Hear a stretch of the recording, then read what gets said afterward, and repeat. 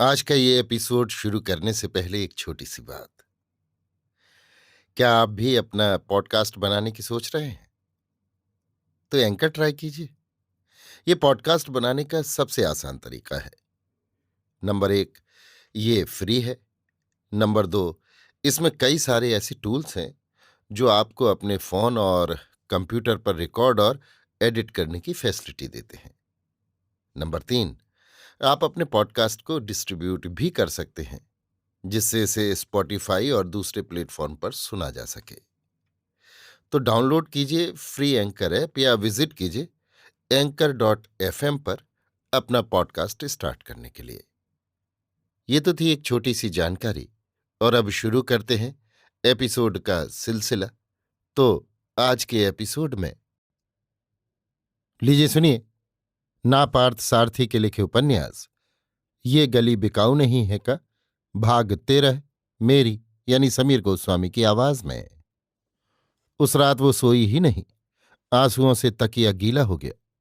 वो ये अनुमान नहीं लगा सकी कि उसका मन कैसे और कहाँ से कमजोर हुआ कि मुत्तु कुमरन को घर पहुंचाने के लिए साथ चलने की प्रार्थना करने और उसके तुरंत मानकर साथ चले आने के बाद भी वो उसे ठुकराकर गोपाल के साथ कार में चल पड़ी थी। अब अपनी करनी पर सोचते हुए उसे स्वयं ग्लानि का अनुभव हो रहा था। वो इस सोच में पड़ गई कि कल कौन सा मुंह लेकर मुत्तु कुमरन से मिलूंगी। गोपाल के स्वयं घर पहुंचाने के लिए तैयार हो जाने पर मैं उसका मन रखने के लिए कैसे मान गई। ये सोचते हुए अपनी करनी पर उसे हैरानी हो रही थी। सुबह उठने पर उसे एक दूसरी हैरानी का सामना करना पड़ा। उसकी वजह से गोपाल से मिलने में भी उसे संकोच का अनुभव हो रहा था। दरअसल डर लग रहा था। उसकी समझ में नहीं आ रहा कि अब क्या करे। कारण आज की पहली डाक से उसके नाम जिलजिल का ताज़ा अंक आया था, जिसमें मुत्तु कुमरन से कलियनकन की भेंटवार्ता छपी थी। जिलजिल कनियलकन ने भेंटवार्ता के बीच एक फोटो भी छपवाया था। मुत्तु कुमरन और माधवी के अलग अलग चित्रों को कैंची की करामात से काट छाट कर ऐसा एक ब्लॉक बनवाया गया था जिसमें दोनों सटकर खड़े थे। भेंट के बीच मुत्तु कुमरन की जुबानी ये बात छापी गई थी कि माधवी जैसी लड़की मिले तो मैं शादी करूं। इसे पढ़कर उसे कनियलकन पर क्रोध चढ़ाया। माधवी ने सोचा कि जिस प्रकार मेरे नाम जिलजिल का ये अंक आया है, उसी प्रकार गोपाल और मुत्तु कुमरन के नाम भी गया होगा। उसने ये अनुमान लगाने का भी प्रयत्न किया कि इसे पढ़कर गोपाल के मन में कैसी कैसी भावनाएं सिर उठाती होंगी। उसका मुत्तु कुमरन के साथ एक चित्र में सटकर खड़े होने और मुत्तु कुमरन के मुंह से उस जैसी लड़की से शादी की बातों को देख पढ़कर गोपाल कैसे जल उठेगा, ये बात वो एक भुक्तभोगी की भांति जानती थी। इसलिए उस दिन उन दोनों से मिलने में उसे भय संकोच हो रहा था। उसने मन में निश्चय किया कि आज मामबलम की तरफ न जाना ही अच्छा है, ताकि मुत्तु कुमरन या गोपाल से मुलाकात नहीं हो पाए।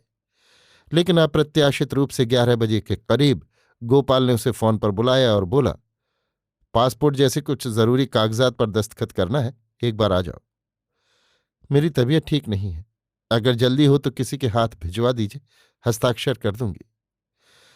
उसके यहां जाने से बचने के लिए उसने ये बहाना बनाया। उसे इस काम में सफलता मिली। गोपाल ये मान गया कि वो ड्राइवर के हाथों आवेदन आदि पर हस्ताक्षर करने को भेज देगा। उसे मालूम था कि मुत्तु कुमरन फोन नहीं करना चाहेगा, लेकिन उसे भी फोन करने से भय संकोच होता था। पिछली रात को मुत्तु कुमरन ने जो उत्तर दिया था वो अब भी उसके मन में खटक रहा था। मुत्तु कुमरन की कड़ी बातों से बढ़कर उसे अपनी ही गलती कहीं ज्यादा अखर गई। मुत्तु कुमरन के क्रोध की वो कल्पना भी नहीं कर सकी। उस दिन वो बड़ी उधेड़बुन में पड़कर घर पर ही रह गई, बाहर कहीं नहीं गई। गोपाल का ड्राइवर 2 बजे के बाद आया और कागजों पर हस्ताक्षर ले चला गया। उसे इस बात की चिंता सताने लगी कि फॉर्म आदि भरकर मुत्तु कुमरन से इस तरह के हस्ताक्षर लिए होंगे कि नहीं, क्योंकि उसे इस बात का डर सताने लगा था कि पिछली रात की घटना से मुत्तु कुमरन उससे और गोपाल से नाखुश है। इसलिए संभव है कि मलेशिया जाने से इनकार कर दे।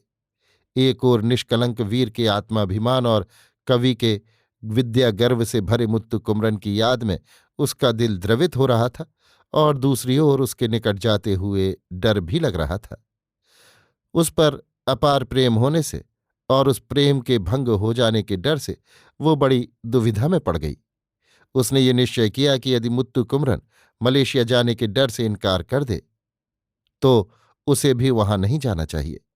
इस तरह का निर्णय लेने की हिम्मत उसमें थी, लेकिन उस हिम्मत को कार्य रूप देने की हिम्मत नहीं थी। जनवरी के प्रथम सप्ताह के तीसरे सप्ताह तक मलेशिया और सिंगापुर में भ्रमण करने का आयोजन हुआ था।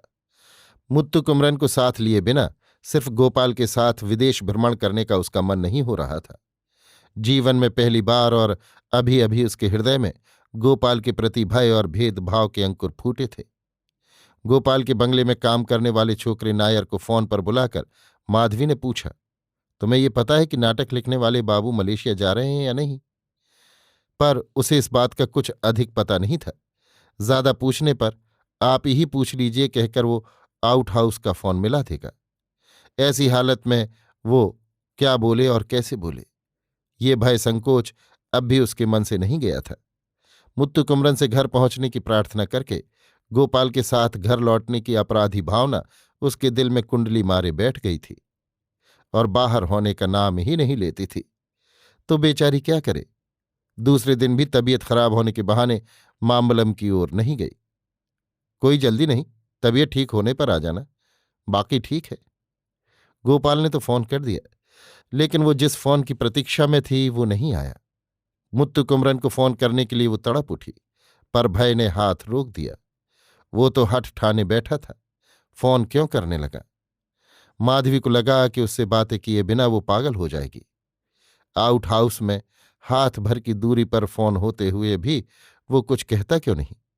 वो तड़प उठी कि अभी जाकर मुत्तु कुमरन से क्यों न मिल लूं। उस आवेग में वो ये भूल गई कि उसने गोपाल से झूठ मूठ का बहाना किया था कि तबीयत ठीक नहीं है। शाम को 5 बजे तक वो अपने मन को काबू में रख पाई, पर 5:30 बजते न बजते वो हार गई और हाथ मुंह धोकर कपड़े बदलकर चल पड़ी। वो चाहती तो गोपाल से कहकर कार मंगवा सकती थी, लेकिन टैक्सी पर जाने के विचार से चल पड़ी। जब वो टैक्सी स्टैंड पर पहुंची तब वहां कोई टैक्सी नहीं थी। टैक्सी मिलने में बड़ी देर हो गई। उस तनाव में उसे लगा कि सिर्फ मुत्तु कुमरन ही नहीं, सारी दुनिया उससे रूठ गई है। हर कोई किसी न किसी बात पर उसी पर गुस्सा उतार रहा है और उसी से बदला ले रहा है।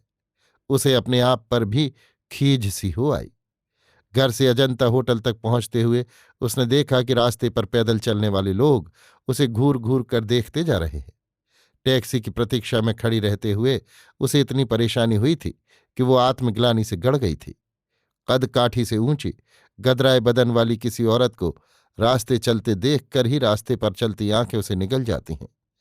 सिने सितारे जैसी नपे तुले नाक नक्श वाली किसी सुंदरी पर नजर पड़ जाए तो पूछना क्या, नोच कर न खा लेंगी। माधवी पर भी ऐसी नजरें उठीं कि शर्म से वो नजर ही नहीं उठा पाई। आधे घंटे के बाद एक टैक्सी मिली। इधर टैक्सी बोग रोड का मोड़ ले रही थी कि उधर गोपाल की कार कहीं बाहर जा रही थी। माधवी ने गोपाल को देख लिया, पर भाग्य से गोपाल ने माधवी को नहीं देखा। माधवी ने टैक्सी को बंगले के द्वार पर नहीं, आउट हाउस के द्वार पर रुकवाया। आउट हाउस के झरोखों से बत्ती की रोशनी आ रही थी। भला हुआ कि मुत्तु कुमरन कहीं बाहर नहीं गया था। यहां आते हुए जिस झंझट का सामना करना पड़ा था उसकी पुनरावृत्ति न हो, इसलिए माधवी ने टैक्सी को रुकवा लिया। छोकरा नायर द्वार पर मानो रास्ता रोके खड़ा था। वो बोला, बाबूजी ने किसी को अंदर आने को मना किया है। माधवी ने आंखें तरेरी तो वो रास्ता छोड़कर हट गया। अंदर जाते ही वो हिचक कर खड़ी हो गई। मुत्तु कुमरन सामने एक तिपाई पर एक बोतल गिलास सोडा और ओपनर वगैरह लिए डटा था। लगा कि वो पीने की तैयारी कर रहा है। द्वार पर ही से माधवी ने हिचकते हुए पूछा, लगता है आपने बहुत बड़ा काम शुरू कर दिया है, मैं अंदर आ सकती हूं कि नहीं? सबको अपना अपना काम बड़ा ही लगता है। अंदर आऊं?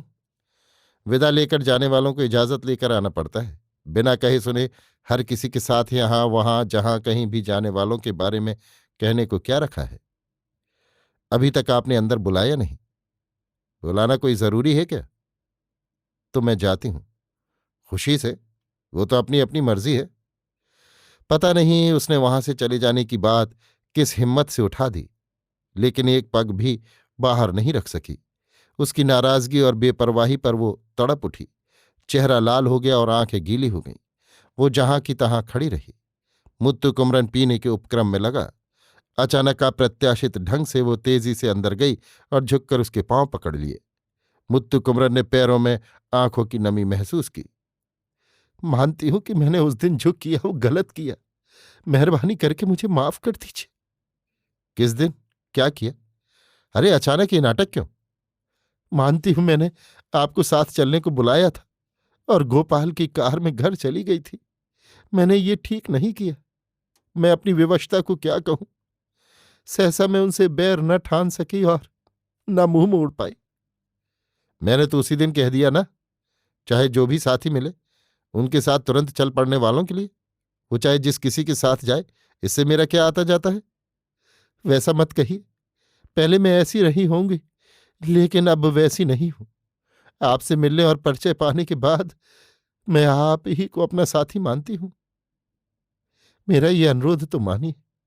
मेरे सिसकते बिलखते आंसुओं पर विश्वास कीजिए। मैं दिल से आपको निश्चय ही धोखा नहीं दे रही। इतना कहकर उसने अपना सिर झुका लिया। उसके होंठ मुत्तु कुमरन के पांव चूमने लगे और आंसू उन्हें धोने लगे। मुत्तु कुमरन का दिल पसीज गया। उसे भूलने के लिए ही तो उसने मदरा का आश्रय लिया था, लेकिन कुछ ही क्षणों में उसने मदरा को भुला दिया। उसने अपने आंसुओं से उसका दिल इस तरह पिघला दिया था कि उसे इस बात का अब भान ही नहीं रहा कि सामने शराब पड़ी है। अपने पैरों में पड़ी हुई उसकी केश राशि और उसकी देह से लिपटी सुगंध में मदरा से भी अधिक मादकता पाकर वो निहाल हो गया। माधवी के अश्रुपूरित नेत्रों ने उसके हृदय पटल पर अमिट भाव चित्र खींच दिए थे। आप साथ चलने को तैयार हों तो हम पैदल ही घर चले जाएंगे। कहते हुए जो आत्माभिमान था वो न जाने कहाँ बहकर चला गया। आप तनिक शांति से सोचेंगे तो स्वयं जान जाएंगे। जब वे कार पास खड़ी करके जिद करने लगे कि चलो चले, तो कैसे इनकार किया जा सकता था भला। हाँ, जब किसी का गुलाम हो गए तो अस्वीकार करना मुश्किल है। कोई किसी का गुलाम ना भी हो तो भी तकल्लुफ बरतना पड़ता है।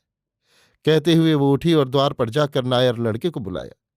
उसके अंदर आने पर मुत्तु कुमरन की अनुमति के बिना ही उसे बोतल गिलास वगैरह उठा ले जाने को कहा। यद्यपि लड़का उसकी आज्ञा का उल्लंघन नहीं कर सका, फिर भी जरा हिचका कि मुत्तु कुमरन कहीं मना न कर दे। ऐसा लगा जैसे बिना मुत्तु कुमरन की आज्ञा के वो नहीं ले जाएगा। मुत्तु कुमरन ने मुंह खोलकर कुछ नहीं कहा। थोड़ी देर वहां वैसा ही मौन छाया रहा। लगभग 5 मिनट बाद मुत्तु कुमरन ने हाथ से सारी चीजें ले जाने का इशारा किया। लड़का ट्रे सहित सब कुछ उठा ले गया तो माधवी बोली, ये लत क्यों पालते हैं? आदत पड़ गई तो तंदुरुस्ती खराब हो जाएगी। माना कि तुम अच्छी आदतों वाली हो और मेरी सारी बुरी आदतों को दूर करने का कौशल जानती हो। नहीं, मैं ऐसा नहीं कहती। आप मुझे जितना भी बुरा कहें, पर आप मेरे लिए अच्छे हैं। तो कहो कि तुम्हें चापलूसी भी खूब आती है। हाँ, आपके दिल में स्थान जो बनाना है। मुंहजोरी भी कम नहीं आती। आपके सामने मैं डरपोक भी हूं और मुंहजोर भी। एक म्यान में दो तलवार वाली कहावत झूठी हो सकती है भला? थोड़ी देर में दोनों सहज स्वाभाविक हो गए थे। अपने मन की आशंका दूर करने के लिए उसने पूछा, मलेशिया जाने के लिए पासपोर्ट के कागजात पर हस्ताक्षर कर दिए कि नहीं? मैं साथ ना जाऊं तो आप लोगों को सुविधा होगी कि नहीं? यों क्यों दिल छेदते हैं? आपके साथ जाने पर ही मेरे लिए सहूलियत होगी। मुत्तु कुमरन के कानों में मानो शहद की फुहार सी पड़ी। उसने माधवी के गदराए कंधों को ऐसा दबाया कि वो मधुर पीड़ा के सुख में चिहुक उठी और अपनी फूल माला सी बाहों से उसे जकड़ लिया। दोनों की सांस जुगलबंदी करके चलने लगी। माधवी उसके कानों में फुसफुसाई, उस पत्रिका में हमारी तस्वीर छपी थी, आपने देखी? हाँ देखी। उसमें क्या रखा है? तो इसमें क्या रखा है? इसी में तो सब कुछ रखा है। उसकी बाहें और कसने लगीं। चलो बगीचे में चलकर घास पर बैठकर बातें करेंगे, माधवी ने हौले से कहा। मुत्तु कुमरन को लगा कि माधवी डर रही है कि एकाएक कोई यहां आ जाए तो क्या हो, लेकिन उसकी बात मानकर उसके साथ वो बगीचे में गया। वे जब बगीचे में बैठकर बातें कर रहे थे तब गोपाल लौट आया था। आउट हाउस में जाकर खोजने के बाद वो वहीं आ गया जहां वे दोनों बैठे थे। उसके हाथ में भी वही पत्रिका थी। देखा उस्ताद, तुम्हारे बारे में जिलजिल ने कितना बढ़िया लिखा है। बढ़िया क्या लिख दिया? मैंने जो कहा है सो लिखा है। अगर कुछ बढ़िया हो तो वो मेरी बात है। अच्छा, तो ये कहो कि तुमने जो कुछ कहा है वही लिखा है? गोपाल की बातों में चुभता व्यंग था। उसकी बातों में अभिधा, लक्षणा और व्यंजना तीनों इस तरह घुली मिली थी कि उन्हें समझने में थोड़ी देर लग गई। मुत्तु कुमरन माधवी से शादी करना चाहता है, इस बात का पुष्टिकरण मुत्तु कुमरन के मुंह से गोपाल चाहता था। थोड़ी देर तक तीनों खामोश रहे। इस साक्षात्कार में छपा चित्र भी नया नया खिंचवाया मालूम होता है। गोपाल ने उन दोनों को चित्र दिखाकर पूछा। अभी आप सुन रहे थे नापार्थ सारथी के लिखे उपन्यास ये गली बिकाऊ नहीं का भाग 13, मेरी यानी समीर गोस्वामी की आवाज में।